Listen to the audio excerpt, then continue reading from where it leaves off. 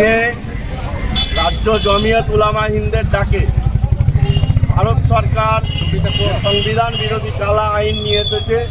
সেই কালা আইনের বিরুদ্ধে কলবাদাতপুর ব্লকের অন্তর্গত খাঁসছাড়া, আসলপোতা, পাঁচপোতা, আলীনগর, খামারপাড়া, রামনগরের জাতি, ধর্ম, বর্ণ নির্বিশেষে সমস্ত শ্রেণীর মানুষ সেই জমিয়ত উলামা হিন্দের ডাকে এবং কালা যে ওয়াকফ আইন 2025 যে বিল সংসদে এনেছে তার প্রতিবাদে এবং বিল প্রত্যাহারের দাবিতে আমরা ঐক্যবদ্ধভাবে শিয়ালদা মৌলালী রামলীলা ময়দানে আমরা যাচ্ছি এবং সরকারকে, দিল্লির সরকারকে জানাতে চাই যে বাংলা তথা সারা ভারতবর্ষের মানুষ আজকে রাস্তায়, তারা যে কালা আইন এনেছে সেই কালা আইন অবিলম্বে প্রত্যাহার করুক।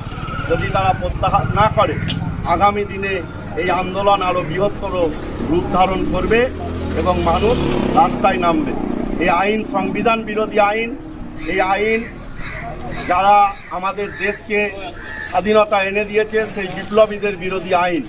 সর্বোপরি বিজেপি পূর্বের যে সরকার, পূর্বের প্রধানমন্ত্রী অটল বিহারী বাজপেয়ী ছিলেন, তিনিও একজন দক্ষ প্রশাসক ছিলেন, তিনিও এই কালা আইন আনেননি।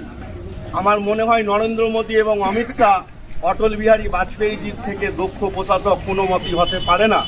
এরা শুধুমাত্র গায়ের জোরে সাম্প্রদায়িকতা সৃষ্টি করতে চাইছে এবং তার পাশাপাশি ভারতবর্ষের দ্রব্যমূল্য বৃদ্ধি এবং একটা যে অস্থিরতার পরিবেশ, দেশ চালাতে পারছে না, সেই সমস্ত বিষয়গুলোকে ঢাকা দেওয়ার জন্য, মানুষের আন্দোলনকে চেপে দেওয়ার জন্য জাতিতে জাতিতে এরা আজকে বিভেদ সৃষ্টি করছে।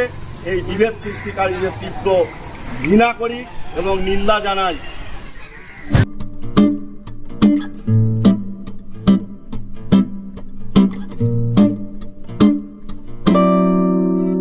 আমার পিছনে এতগুলো ছবি দেখে হয়তো ভাবতেই পারেন কোনো আর্টের স্টুডিওয়ে চলে এসেছি।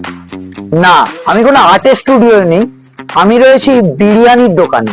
হ্যাঁ, ঠিক শুনছেন, আমি রয়েছি এএসআর বিরিয়ানিতে। এএসআর বিরিয়ানির কর্ণধারের এটাই তার প্রথম আর কি, প্রথম এটাই দোকানটা। আর এই যে বিরিয়ানির দোকান, তার থেকে তো সবকিছু ইতিহাস আরে জানবো। সে কিন্তু একাধারে, যেটা শুনেছি, সে কিন্তু একাধারে শিল্পী এবং একাধারে সে কিন্তু ক্যাডের ভালো খুব সুন্দর সুন্দর গয়না ডিজাইনও সে কিন্তু করতে। তার থেকে আজকে জেনে নেব তার ঠিক ব্যাকগ্রাউন্ড, তার ঠিক ইতিহাসটা, একটু গল্প কথা তার মুখ থেকে একদম সরাসরি জেনে নেব। দেখতে থাকুন।